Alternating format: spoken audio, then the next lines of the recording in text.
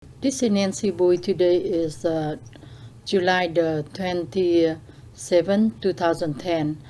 I am at SBTN DC studio in Washington, DC. I am going to interview Mr. Lâm Duy Tiên. This is a part of the 500 Oral Histories project of the Vietnamese American Heritage Foundation. Dạ thưa, ông có thể cho biết tên là gì không ạ? Dạ thưa, tôi tên là Lâm Duy Tiên. Dạ. Thưa ông sinh ra ở đâu và năm nào? Tôi sinh ra ở tỉnh Ninh Bình năm 1936 tháng 12. Dạ. Ninh Bình thưa ông nằm ở phần nào của nước Việt Nam ạ? Ở miền Bắc Việt Nam, ở phía Bắc của Thanh Hóa đó. Dạ vâng. Và phía Tây của Nam Định. Dạ vâng. Dạ. Thưa ông sinh ở đó, như vậy ông sống bao nhiêu năm ở quê hương mình sinh trưởng? Khi hồi còn nhỏ tôi sinh ra ở đó, nhưng mà xong rồi cái chiến tranh xảy ra, thành ra gia đình di tản về phía vùng Kim Sơn. Dạ. Gần với Phát Diệm. Dạ. Cái nơi mà cái tên đó thì chắc có nhiều người biết hơn. Dạ vâng. Và tôi học hành suốt thời kể như trung học là học ở đó, tiểu học trung học ở đó. Dạ vâng. Dạ. Vậy thì ông lớn lên ở Phát Diệm, ông có những kỷ niệm gì vui buồn gì ông còn nhớ đến ngày hôm nay không? Ở Phát Diệm, những cái năm mà tôi học trung học ở đó là những năm mà quý vị cũng đã nghe biết về cái vụ mà Đức cha Lê Hữu Từ đó. Dạ. Lập một cái khu tự trị để mà chống lại Việt Cộng. Khi mà biết hồi đó Hồ Chí Minh cũng như là tổ chức của họ theo Cộng sản. Thế thì Đức cha Lê Hữu Từ đã tổ chức thành cái lực lượng tự vệ Công giáo để mà chống lại cái lực lượng đó. Vâng. Và sau đó thì là có quân đội Pháp nhảy dù xuống để mà giúp đỡ chống lại Việt Cộng.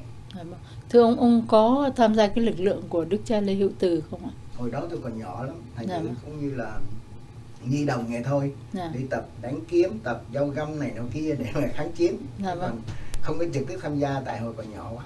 Dạ vâng. Thưa ông có nhớ rằng có cái trận đánh nào mà Việt Cộng họ đánh vào cái lực lượng của quân dân của Đức cha Lê Hữu Từ mà ông có ở đó để thấy được tận mắt không? Tôi thấy được một lần là nó ám sát Đức cha Lê Hữu Từ. Dạ vâng. Trong một cuộc lễ Công giáo đó, trước đi thì là nó bắn, nhưng mà nó bắn hụt, không có trúng Đức cha Lê Hữu Từ. Thì tất cả anh em tự vệ Công giáo đã nổi dậy và kiếm bắt được cái tên đó. Dạ vâng. Rồi họ đưa ra xử hay sao?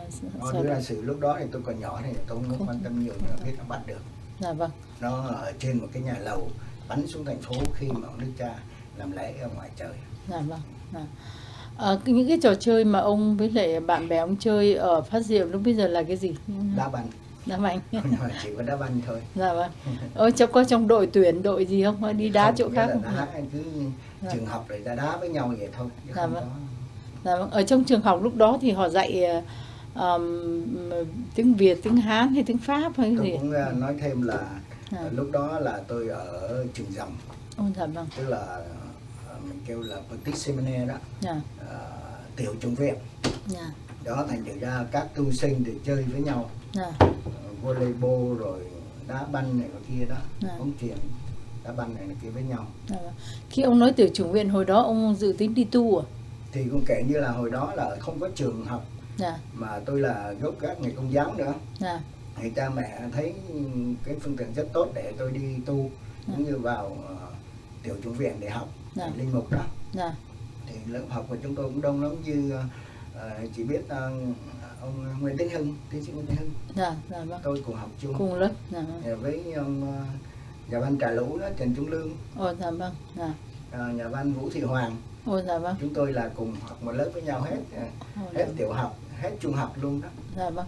Nhớ lại những ngày đó thì ông có nghĩ là cái tuổi thơ đó nó cũng có những cái gì vui, cũng tương đối êm đềm hay như thế nào? Êm đềm lắm. Lúc đó trừ chiến tranh ra, chứ còn mà chúng tôi còn nhỏ thì nghĩ là không có quan tâm nhiều lắm về vấn đề đó. Chỉ ta học và chơi thôi, chơi học, tu đạo thôi. Dạ vâng. Thưa ông, tên ông là Lâm Duy Tiên, họ Lâm thì hình như cũng không có đông lắm ở Việt Nam. Ít lắm. Dạ vâng. Không có nhiều đâu. Dạ vâng. Tôi nghe gia đình nói đó. Hồi xưa cũng là để mà đổi họ Lâm để mà tránh một cái tai nạn hạn gì ở miền Bắc.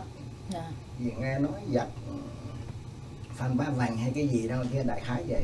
Thì là đổi tên, thì ít lắm trong gia đình trong họ, ít người họ Lâm. Dạ vâng.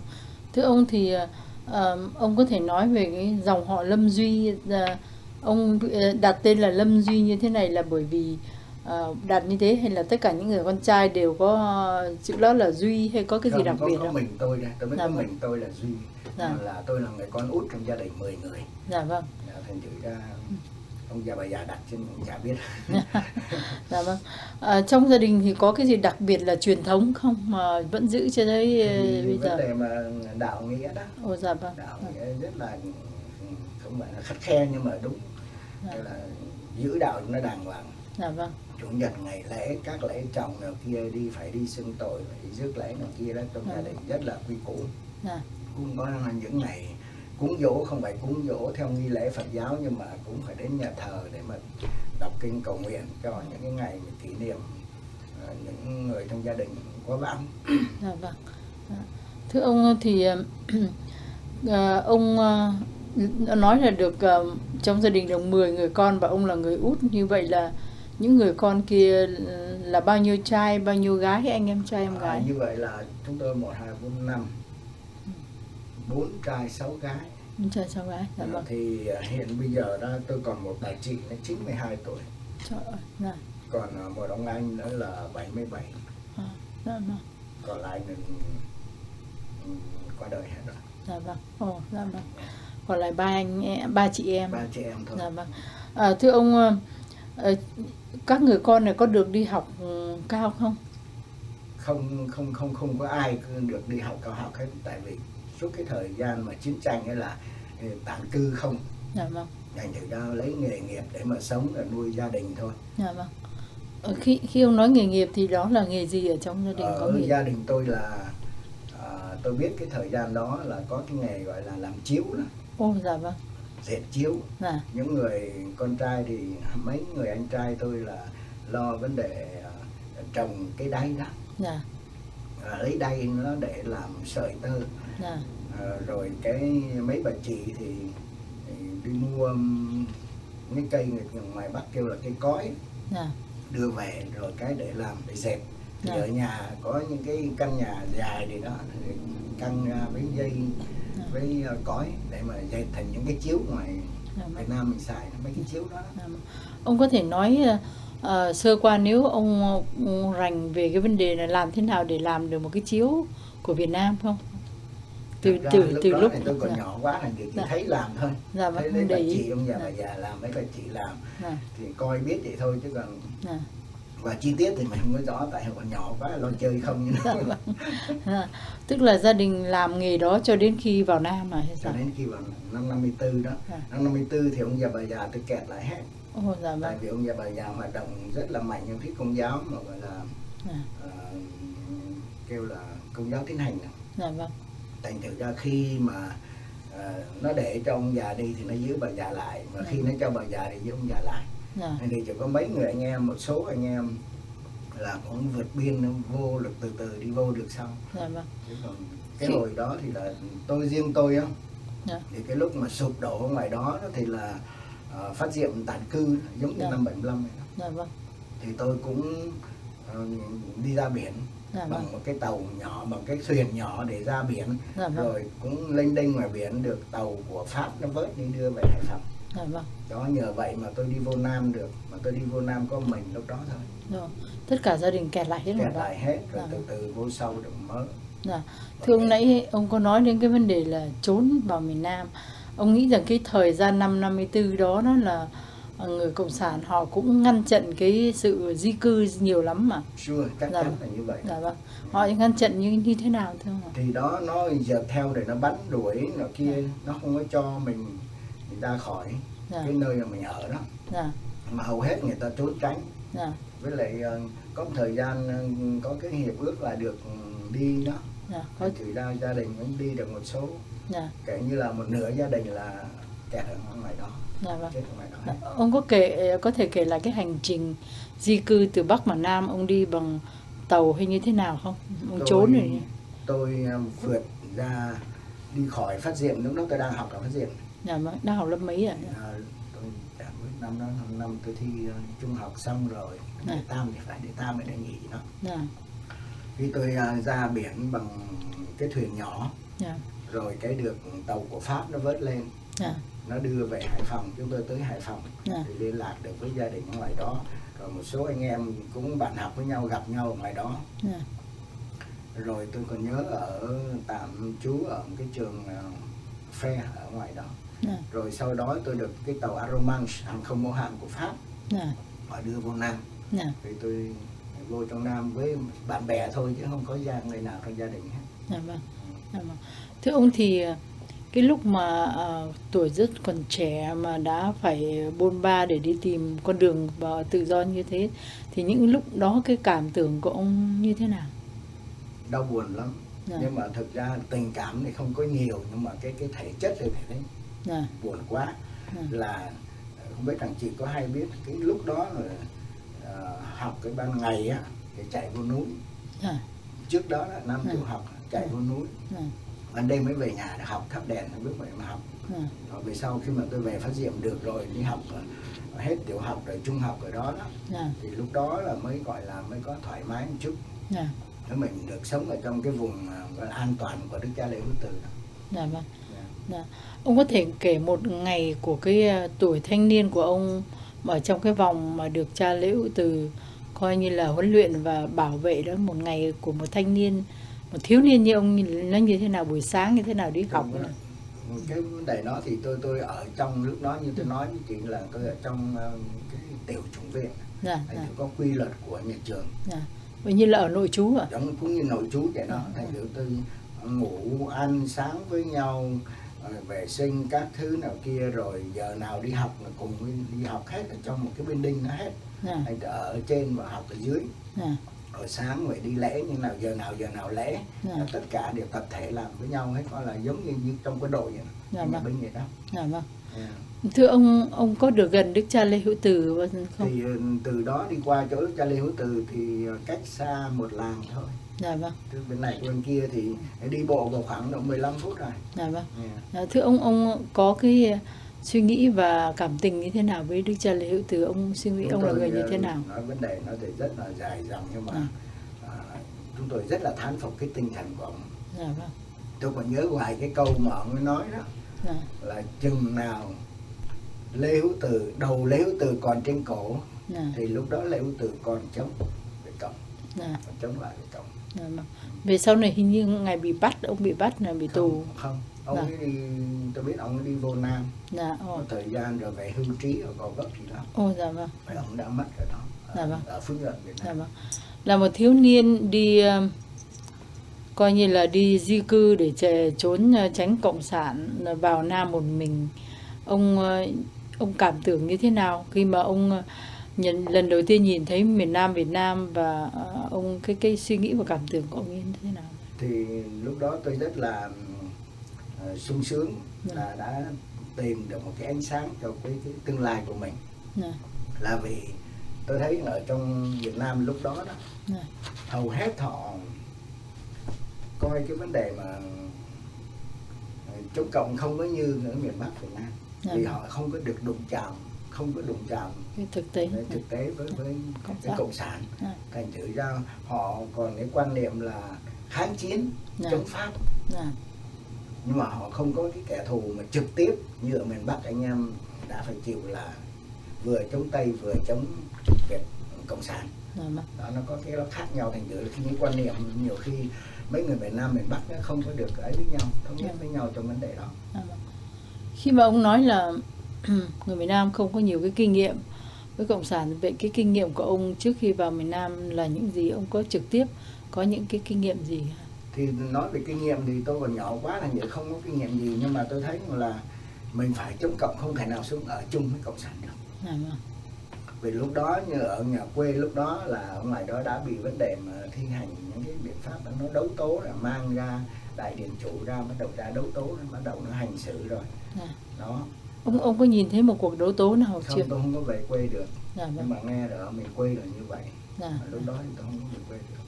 Nhất là khi vô trong Nam rồi thì mình mới nghe được ở ngoài miền Bắc nhiều cái tàn khốc lắm, thành sự rất là đau buồn. Theo tôi biết đó, thì là một người anh của tôi, người anh rể bị đấu tố nặng nề lắm, mà ông anh rể bị chết. Vì đấu tố. Họ ném đá hay họ giết hay? Mới họ xử, hành xử là đưa ra tòa án nhân dân họ xử. Rồi đá họ đập chết gì đó mới chết người anh rể đâu. Thưa ông, vậy ở vào miền Nam với cái tâm trạng như ban nãy ông nói đó, thì ông đã làm gì để mà làm lại cuộc đời không? Thì đó tôi ráng cố gắng để học hành. Và khi mà học xong hết trung học rồi là tôi quyết tâm là vô trường Bảo Vệ Đà Lạt.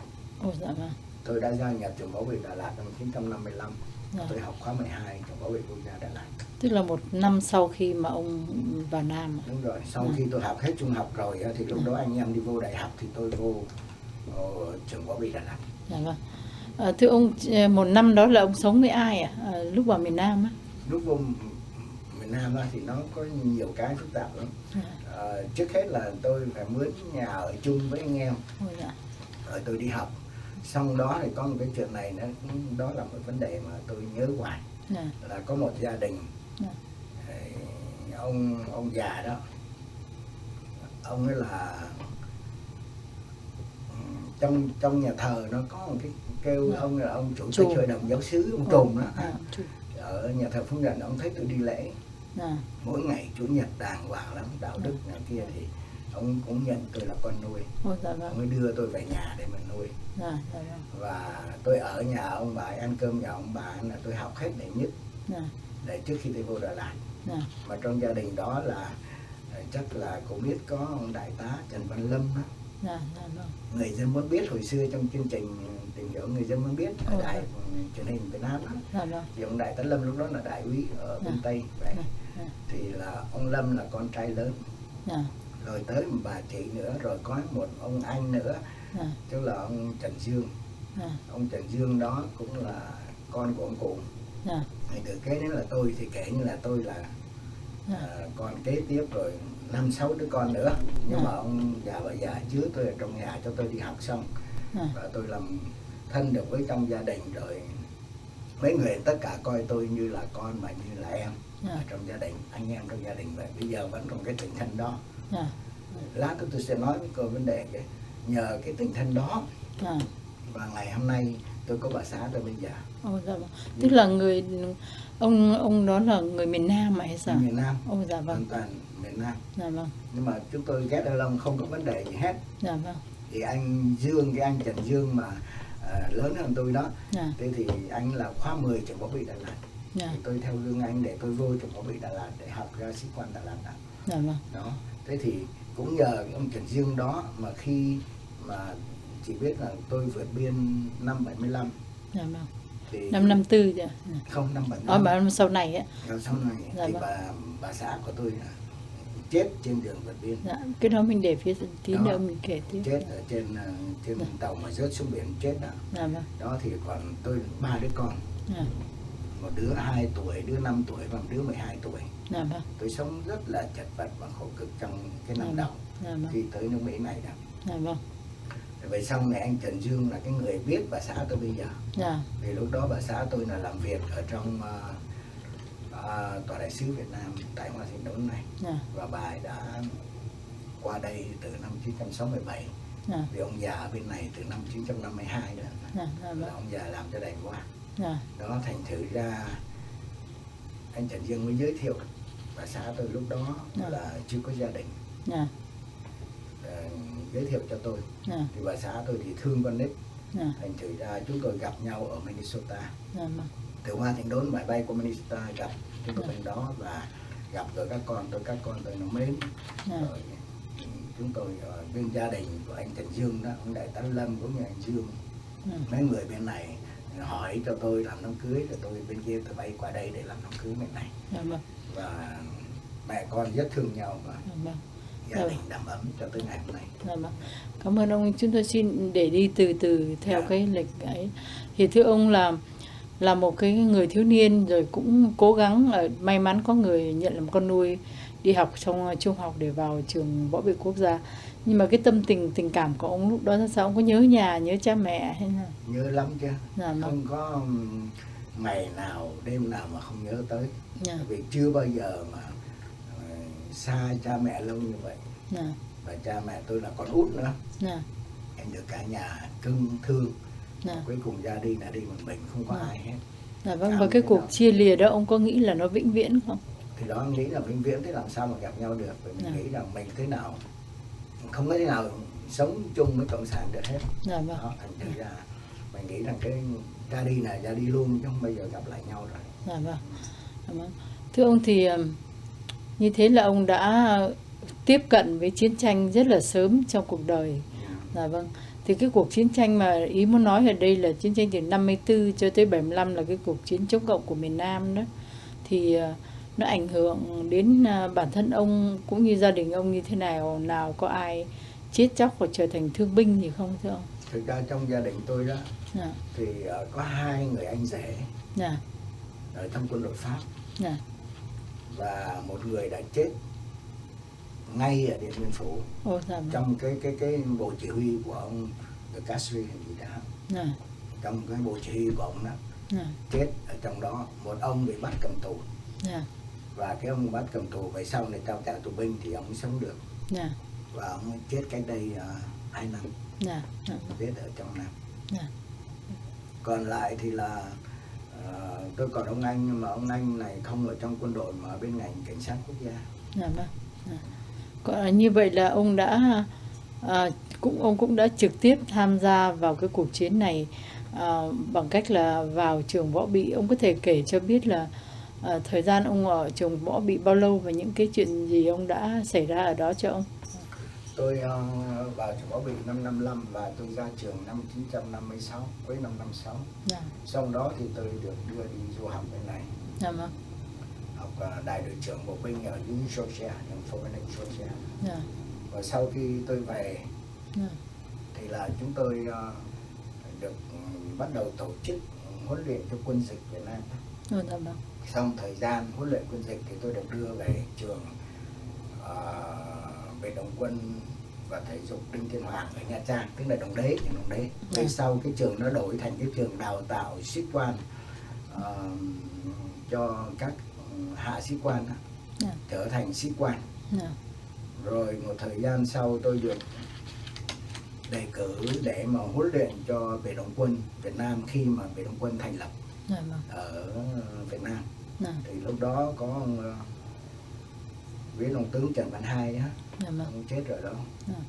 Với ông Đại tá Liễu, với nhóm tôi với một số người bạn đó bây giờ thì cũng đi gần hết rồi.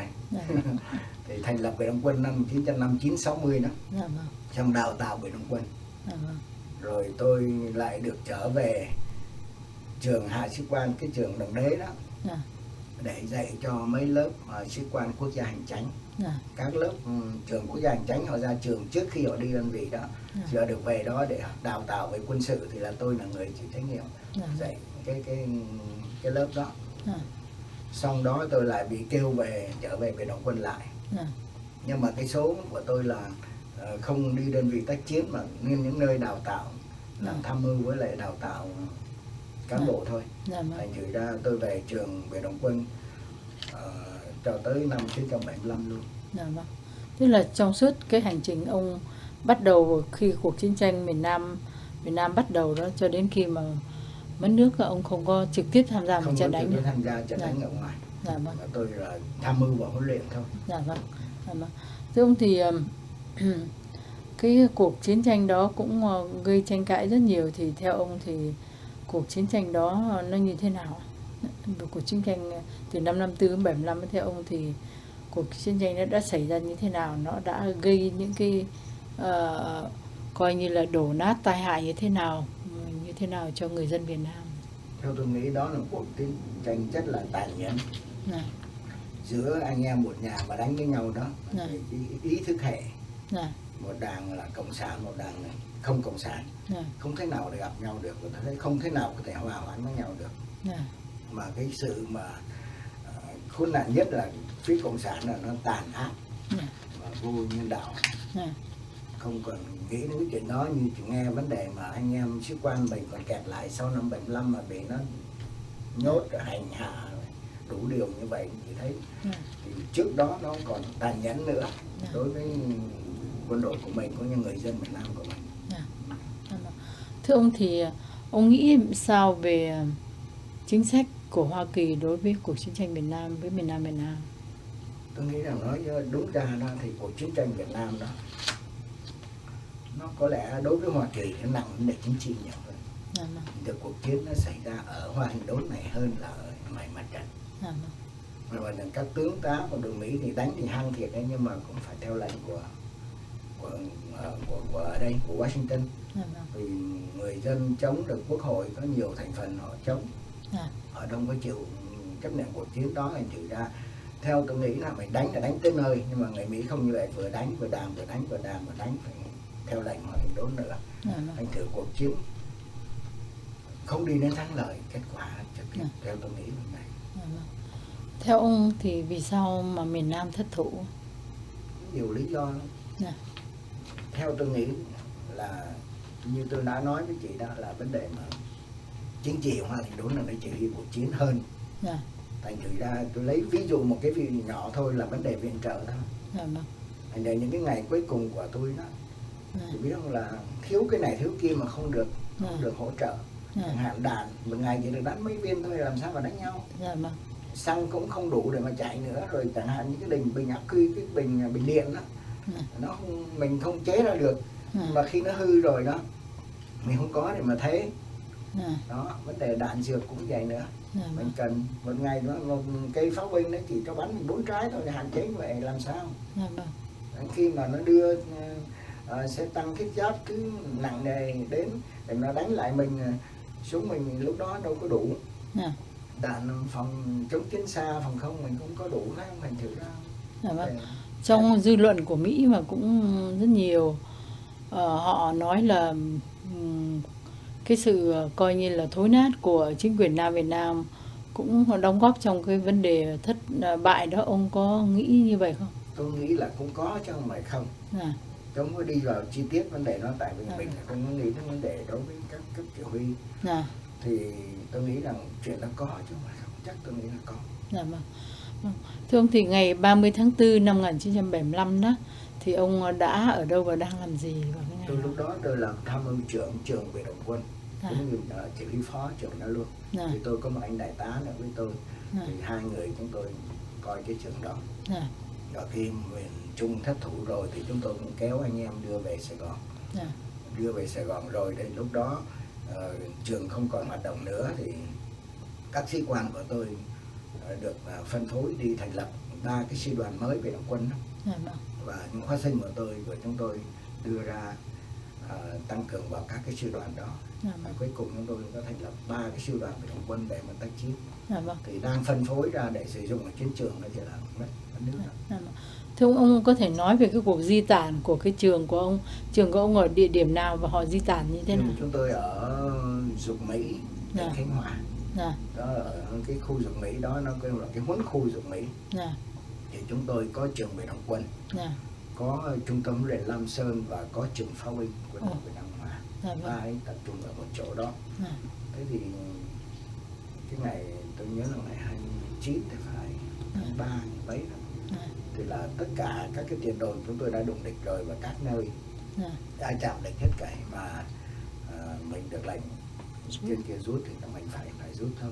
Tôi đi đường bộ về gần 2 tuần lễ về tới Sài Gòn. Đi bằng chân đó hả thưa? Đi bằng chân chứ đâu có xe cộ gì. Rồi có đem theo súng ống hay là? Có súng ống còn thì mang theo đó. Dọc đường cũng chạm địch lẻ tẻ thôi. Nhưng mà tôi ra lệnh đổ mấy đồ con tới vụ ra phân phối cho anh em hết để mà đi đó. Thì anh em cũng được một phần sống, còn thiếu thì họ phải đi mua dọc đường đó. Và mình đi bằng quốc lộ hay đi bằng quốc lộ để về cho tới hình như là Hàm Tân hay gì đó, vậy mới được tàu hải quân đưa vào Vũng Tàu để đi về. Tôi về tạm thời ở Long Bình. Thưa ông, có hàng trăm người hay hàng ngàn người đi trong cuộc chuyến đi di tản đó? Như vậy là gần 8 ngàn. Gần 8.000 người. Tụi tôi đó thì vào khoảng 4.000 mấy thôi, nhưng mà các nơi khác nữa tập trung đi theo con đường đó. Thường trên đường đi ông thấy dân có đi không? Dân lúc đó thì họ còn ngơ ngác chứ họ chưa có đi.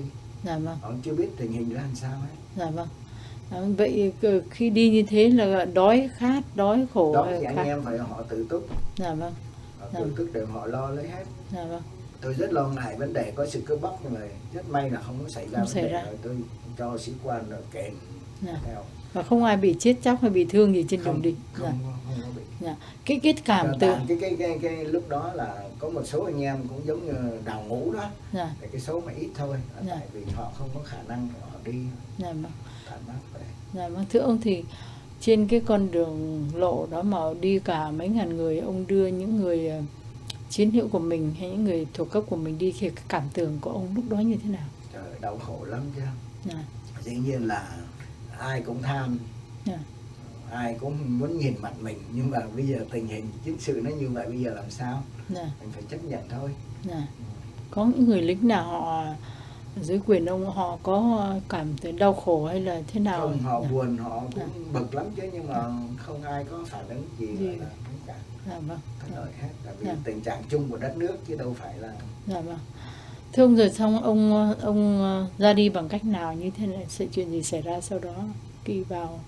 Ông nói là vào đến những ngày 29, 30 đó thì ông đã lập thành 3 cái tiểu đoàn mới à? Không, về Sài Gòn rồi thì giao lúc đó là cái quyền, không còn quyền của tôi nữa, là cho Bộ Chỉ huy Biệt động quân họ quyết định. Thì tôi nói chuyện hồi nãy đó là lúc đó Bộ Chỉ huy Biệt động quân quyết định là thành lập 3 sư đoàn Biệt động quân. 3 sư đoàn. 3 sư đoàn. Mỗi một sư đoàn là bao nhiêu ngàn người không? Mỗi sư đoàn lúc đó vào khoảng được cả chục ngàn chứ. Là tại vì lúc đó tôi biết là thành lập, mình đã có các cái liên đoàn rồi, Biệt động quân trước đã có rồi. Thì mình thêm 3 sư đoàn, 101, 106, 107. 3 sư đoàn đó, mỗi một sư đoàn là 3 liên đoàn. 3 liên đoàn như vậy là cũng nhiều lắm. Rồi ông giao cho bên Biệt động quân, rồi ông đi về, ông trở lại Bộ Tham mưu. Tôi giao cho Bộ Chỉ huy Biệt động quân họ điều động. Thì tất cả điều động hết, và tôi sẵn sàng để mà nhận cái nhiệm vụ mới. Thế thì trước khi nhận nhiệm vụ mới là sụp ngày 30 tháng 4 rồi. Thành thử ra lúc đó thì gia đình cũng ở Sài Gòn, ông có lên trình diện rồi về gia đình tôi thì ở Nha Trang, nhưng mà trước cái ngày mà di tản đó, thì gia đình tôi được đưa vô Sài Gòn hết. Là tại vì tôi có mấy người bạn bên không quân, thì họ có máy bay họ đi về đó. Thì là đến ngày nguy hiểm thì tôi báo động, thì là họ đưa máy bay, đưa xe ra đón bà xã tôi lúc đó, có mấy đứa con đưa về Sài Gòn hết. Bà xã tôi lúc đó là đang dạy học ở Nha Trang, là giáo sư dạy trung học rồi. Giáo viên tiểu học ở Nha Trang. Ông già thì làm hiệu trưởng một trường tiểu học, rồi bà với em đều là giáo viên tiểu học hết. Thì đó, thành thử ra người bạn tôi đã đem xe ra trường đón bà xã tôi, con tôi đi tối nó đi máy bay đi về Sài Gòn mấy ngày trước. Thưa ông, lúc đó ông được mấy người con à? Tôi có 3 đứa. 3 người con. Thưa ông, sau đó thì cái cuộc hành trình mà đi tìm tự do của ông và gia đình nó như thế nào? Thì đó, cái ngày 30 tháng 4 đó, sau khi mà nghe sụp đổ rồi, ông Du Văn Minh đầu hàng rồi, thì chúng tôi là túi ra biển thôi. Nghĩa là tìm cách có tàu bè gì đó thì là kéo nhau đi ra. Thì chúng tôi kéo được vợ con đi chạy ra, cùng với gia đình bên vợ đó là đi ra được ngoài biển hết. Thì lên 2 ngày sau lên được cái tàu của Mỹ, nó đón ở ngoài biển đó. Thì khi lên đó được 2 tiếng đồng hồ sau thì mẹ mấy đứa bị rớt xuống biển chết. Là vì mấy đứa con tôi nó xỉu hết rồi. Thì còn đứa con gái lớn lúc đó 12 tuổi đó, thì mẹ nó mới dặn để giữ em để cho bà đi lấy nước cho mấy đứa nó uống cho nó tỉnh lại. Thế thì bà đi lấy nước, thì tôi để đi xuống dưới hầm tàu để mà cõng đứa con gái thứ nhì đi lên. Thì lên nó hơi lâu, là tại vì tôi phải leo cái thang dây đó, đi lên đưa lên trên cái bon tàu cho nó có không khí nó thở để nó tỉnh. Thế thì khi tôi móc đứa nhỏ này lên thì nghe bà xã tôi rớt xuống biển rồi. Thì người ta nhảy xuống vớt, 2 người Mỹ nhảy xuống vớt không được. Thế thì có một cái anh bác sĩ Việt Nam, anh nhảy xuống thì anh vớt được. và tàu ngưng lại đưa được xác lên làm hô hấp nhân tạo, nhưng mà trễ rồi. Thì bà ấy chết là tôi có gặp được ông hạm trưởng và tôi xin cho một ông cha tuyên úy đến làm phép xác cho bà. Rồi ông cho làm cái nghi lễ gọi là hoạt thủy tán cho bà biết. Vâng, thưa ông, ba người con lúc đó bao nhiêu tuổi à? Thì cháu nhỏ nhất là 2 tuổi, đứa thứ nhì là 5 tuổi hơn, và đứa nữa là 12 tuổi, nó lớn lắm. Bây giờ thì nó lớn hết rồi, 40 mấy rồi, 40 rồi. Thưa ông, thì trở lại cái thời gian một chút là ông nói là ông còn ở lại Sài Gòn vào ngày 30 tháng 4 và ông có nghe được ông Dương Văn Minh kêu gọi đầu hàng ở trên tuyên bố đầu hàng ở trên đài phát thanh à? Lúc đó tôi đang là tìm đường vượt đi đó. Thì là nghe radio nói là mấy người kháo nhau nói tùm lum đó. Rồi ông cái cảm tưởng của ông như thế nào? Đau buồn lắm chứ. Đau buồn lắm. Ông có lúc đó có mặc quân phục không hay là mặc đồ dân thường thôi? Lúc đó tôi mang mặc quân phục mà. Hình như là họ bắt phải cởi giày. Không, khi lên tàu là bỏ hết. Vâng. Cởi hết xuống ống là bỏ hết. Cái giờ mà ông Minh tuyên bố đầu hàng đó thì ông đòi hỏi mọi người phải cởi giày mới bỏ xuống ống này kia, thì ông có phải làm cái chuyện đó không? Không, lúc đó là tôi đang ở trên bến tàu. Bến tàu rồi, dạ vâng. Thưa ông, thì ông làm cái chuyến tàu mà ông nói đó là bao nhiêu người, tàu lớn không ạ? Tàu lớn. Dạ. Tàu lớn. Vậy chắc có bao nhiêu người trên cái tàu đó cả? Tôi không có để ý cái số đó, nhưng mà biết đông lắm. Dạ vâng. Là vì tôi nhớ là gặp có mấy người bạn tôi, anh Đại tá Khải trước chỉ huy trưởng cái trường pháo binh mà tôi nói hồi nãy đó, cũng trong cái chuyến đó. Với ông đại tá gì là tỉnh trưởng Gạch Giá hay gì đó, cũng trong cái chuyến đó mà bị bao cát nó sập xuống. Nhưng mà không biết là ông có chết hay không, mà sau này không là không biết làm sao. Thưa ông, thì khi mà ông nghe nói là bà bị rớt xuống mà ông đưa được đứa con lên trên tàu và nhìn cảnh thấy vợ mình đang ngoi ngóp dưới kia, ông có thể tả về cái nỗi lòng của mình hay là cái như thế nào? Tôi không thể tưởng tượng lúc đó, thì tôi không biết làm sao.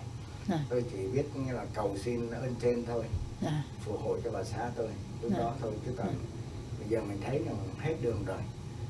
Đến thấy là cùng tôi nói cái số vận mạng của mình là đến đó thôi, chứ không nhiều. Sao mà không biết làm sao để mà có thể đau khổ.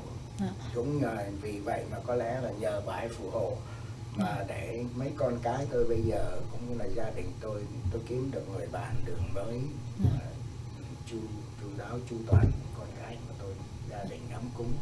Vâng. Thưa ông, thì khi ông đi cái tàu đó rồi họ đưa lên tàu lớn, rồi từ cái tàu lớn họ đưa đi đâu à? Cái tàu lớn nó đi tới Wake. Đảo Wake. Wake rồi đến Guam. Ở Wake có lâu không ạ? Hình như là một ngày đêm gì đó thôi. Mà vẫn ngồi trên tàu ấy. Tôi nhớ Wake hay Guam, không tới Guam chứ mà Wake. Tới Guam. Rồi tới San Francisco, rồi bay đi về Arkansas. Mà ở Guam cũng chỉ được vài ngày chứ không phải lâu. Vài ngày thôi. Vâng. Tạm thời ở trong cái nhà tăng vậy thôi. Vâng. Thế thì lúc đó thì ông làm sao mà để trông coi một lúc ba đứa con, chắc trước đó thì ông đâu quen việc đó. Đau buồn lắm, nhưng mà nhờ có gia đình bên bà xã đi cùng đó. Dạ vâng. Ra mấy mấy cậu giúp đỡ tôi. Dạ vâng. Thưa ông, khi mà đến Mỹ với cái tư cách là một coi như một sĩ quan, sinh viên sĩ quan hay một sĩ quan đến học ở nước Mỹ vào những cái năm trước, lần này đến Mỹ như một tư cách một người tị nạn với ba đứa con thơ trên tay, thì cái cảm tưởng của ông nó như thế nào và nó khác ngày xưa như thế nào? Tôi rất may mắn là ở Fort Safi một thời gian thì tôi được một người bạn, anh ta tôi không nhớ tên nữa, quân đội Mỹ. Thì ông ấy cho tôi biết là có một anh thiếu tá, đại tá cố vấn hồi xưa ở Việt Nam, cố vấn biệt động quân đó, ông ở Minnesota. Thì ông ấy liên lạc với tôi liền. Thì họ xin bảo lãnh gia đình tôi đi về Minnesota với họ. Giờ đưa về Minnesota, họ đối đãi rất tử tế, lo cho tôi này là kia ở Minnesota. Thì đó là bước đường đầu của tôi là tới Mỹ đó. Là được người bạn Mỹ đối đãi rất tử tế đó. Dạ vâng. Thưa ông bắt đầu bằng nghề gì ạ? Đó, về đó rồi đó thì là tôi thì, trong một buổi lễ ở nhà thờ ở bên đó thì ông cha xứ giới thiệu tôi với giáo dân là có một người di dân đầu tiên đi tới đó, thì tôi được người ta giới thiệu để đi làm. Người giới thiệu đi làm computer, mà lúc đó computer mình đâu đã biết, mình đâu có dành gì chưa, thì đưa tôi đi làm cho cái công ty Dayton Hudson, tức là cha của cái Target.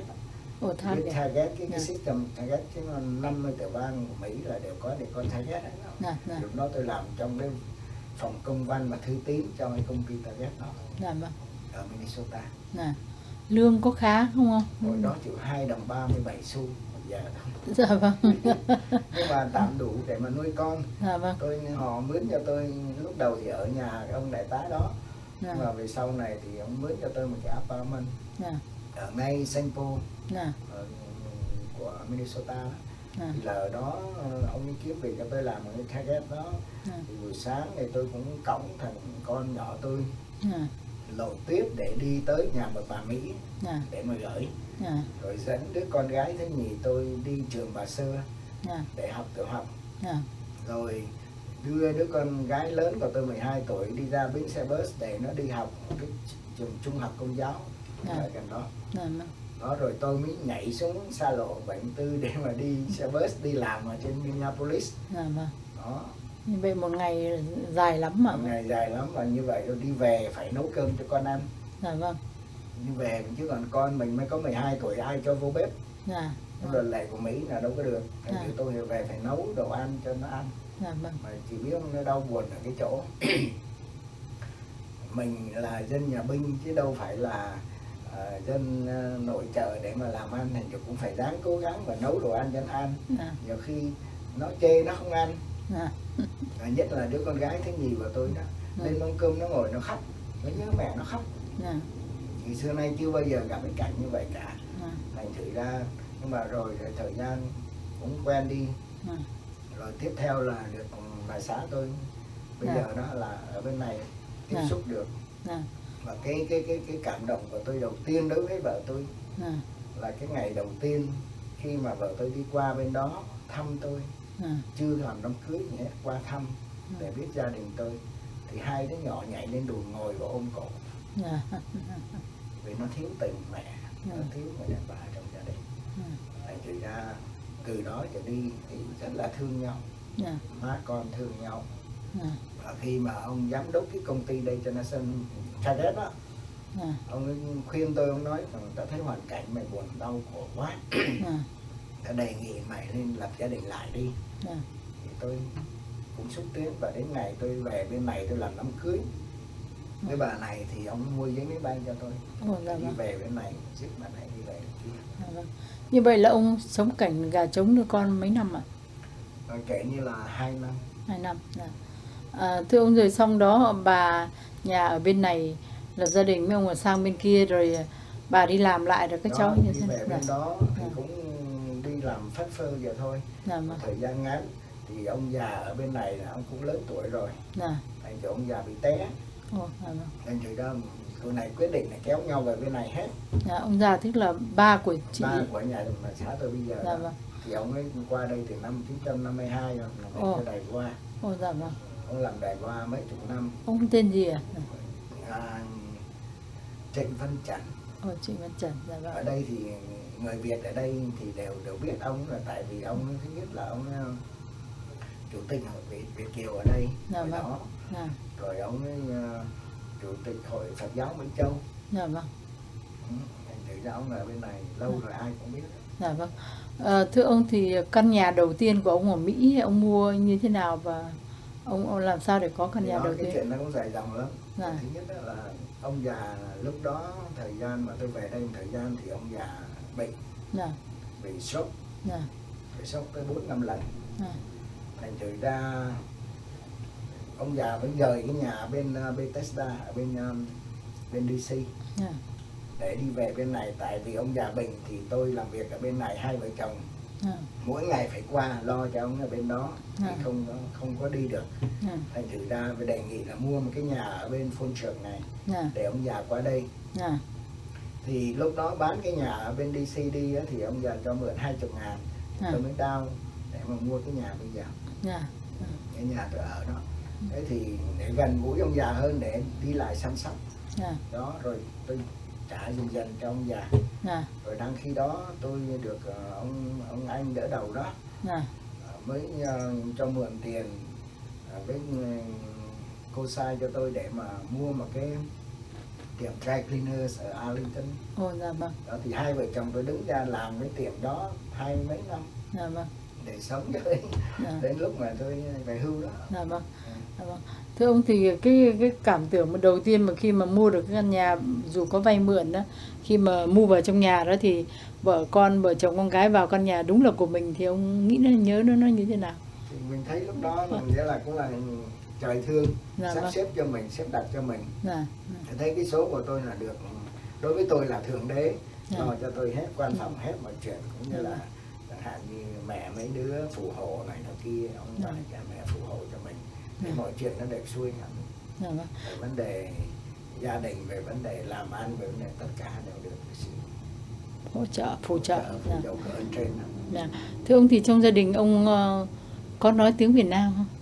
Nói tiếng Việt Nam hết, các con tôi từ khi đi học từ nhỏ rồi đến đây, nhưng mà về nhà đó là phải nói tiếng Việt khi lên bàn ăn. Nói chuyện với nhau cũng vậy. Đi ra ngoài thì muốn nói tiếng Anh tiếng gì kệ, nhưng mà về nhà là phải nói tiếng Việt. Hai đứa con nhỏ của tôi, đứa con lớn thì đương nhiên rồi, nó đã học lớp 7 thì rồi thì nó nói tiếng Việt rồi, nhưng mà hai đứa nhỏ thì nói tiếng Việt ít lắm. Tôi bắt đi nhà thờ học tiếng Việt mỗi cuối tuần.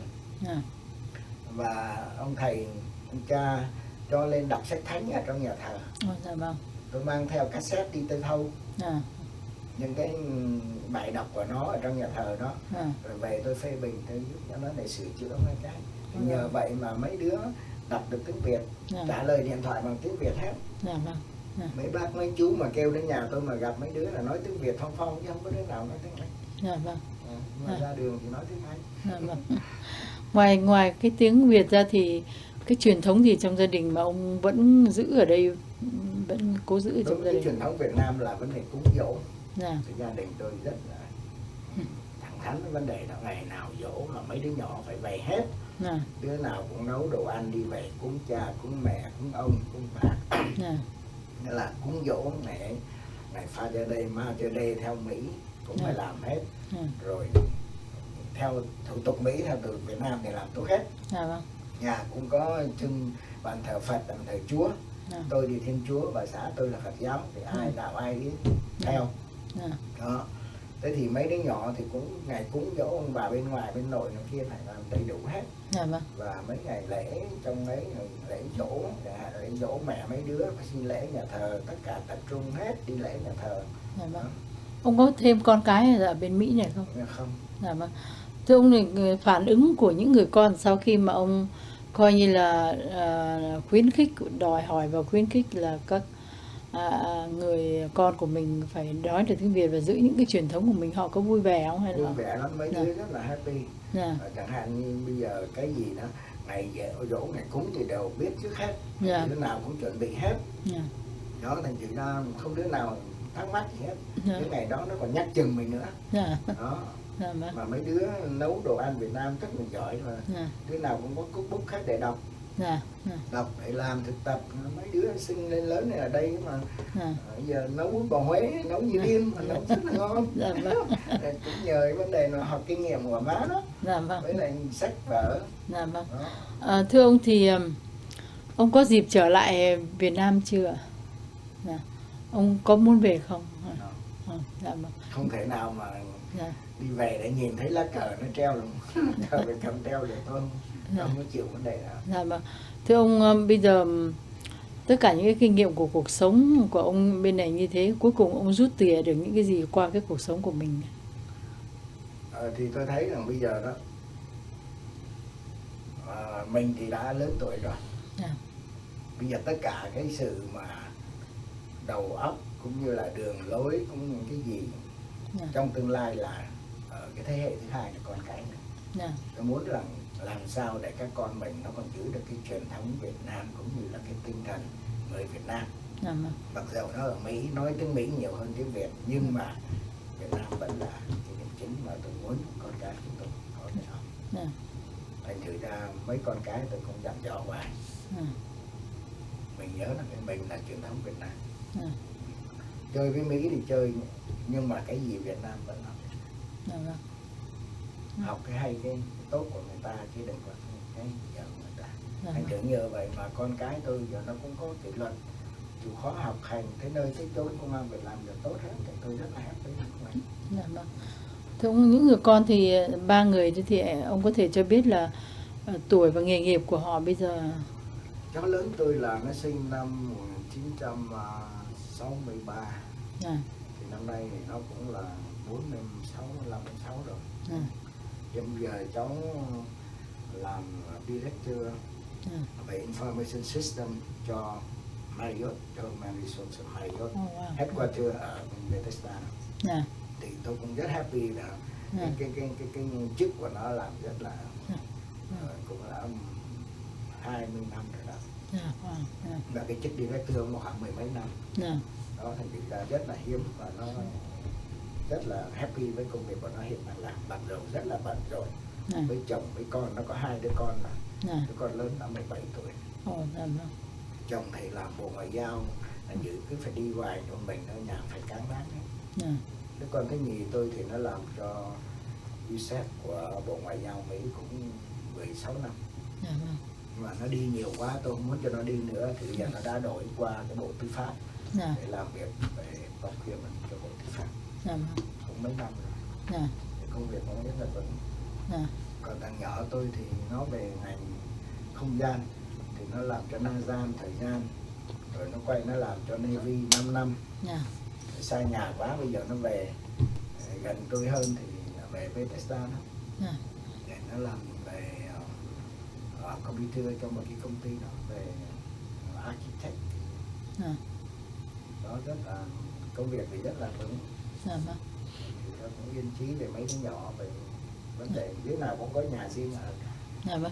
Thưa ông nghĩ gì về cộng đồng người Việt Nam mình ở hải ngoại này? Thì đối với cái tinh thần chống cộng thì tôi cũng rất thán phục của họ. Họ đã bỏ ra rất nhiều thời giờ công sức cho vấn đề mà duy trì cái truyền thống của người Việt và cái chủ trương là chống cộng sản, đứng đầu cộng sản, và tất cả họ đều có hy vọng có một ngày thay đổi được cái chế độ cộng sản. Thì cái tinh thần họ còn nung đúc được cái tinh thần đó là tôi rất mừng. Còn có tinh thần, mặc dù có những cái chuyện lẻ tẻ phá phách nào kia, nhưng mà cái đó làm sao tránh khỏi được. Địch nó xen vào để mà nó phá hoại mình. Bây giờ tôi chỉ cố gắng mong mỏi mọi người làm sao mà ý thức được những cái âm mưu của cộng sản để mà tránh, để mà đương đầu với nó. Thưa ông nghĩ rằng cộng đồng của mình trong 10-20 năm nữa thì sẽ ra sao? Cái đó còn tùy thuộc vào cái thế hệ trẻ. Bây giờ mấy người đang hoạt động rất là tích cực ở đây đó, thì cũng lớn tuổi cả rồi. Bây giờ làm sao nếu mà tiếp tục đào tạo được cái giới trẻ để nó thay thế họ được đó, thì tôi hy vọng rằng vấn đề nó còn tồn tại cái tinh thần chống cộng. Nhưng mà nếu mà mấy đứa nhỏ mà không có quan tâm tới thì mình không biết làm sao nói, không có thể dự đoán được tương lai. Thưa ông, thì ông còn cái gì ông muốn nói với giới trẻ hôm nay và mai sau nữa không?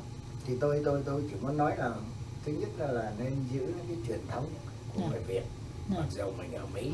Thứ hai là đừng quên là kẻ thù của chúng ta là cộng sản. Nhiều khi họ, mấy em nhỏ chưa có hiểu rõ cộng sản, chưa đụng độ với cộng sản, chưa biết, thành thử cho họ coi thường. Nhưng mà giờ muốn rằng họ hiểu thế nào là cộng sản và tại sao mà mình phải đương đầu với nó như vậy. Phải dùng nghĩa là từ tiền bạc đến tính mạng của mình để mà đối phó. Thay mặt cho Hội Bảo tồn Lịch sử Văn hóa và các người trẻ, xin cảm ơn ông đã trải cuộc đời của mình ra để mà đúc kết được những cái sự hiểu biết cũng như là kinh nghiệm để làm cái hành trang cho những người trẻ muốn biết phải làm một người Vietnamese American tốt là như thế nào. Dạ, thưa cảm ơn ông Lâm Duy Tiên. Cảm ơn nhiều lắm. Dạ. Tôi rất hân hạnh được chia sẻ với tất cả quý vị cũng như là giới trẻ. Dạ. Về cái vấn đề mà đời sống của chúng ta trên đất Mỹ này. Dạ vâng. Và cái tương lai của chúng ta sẽ như thế nào. Dạ. Là bây giờ tùy thuộc ở giới trẻ. Dạ. Dạ vâng. Dạ. Cảm ơn chị. Dạ, xin cảm ơn. Dạ, xin cảm kính chào.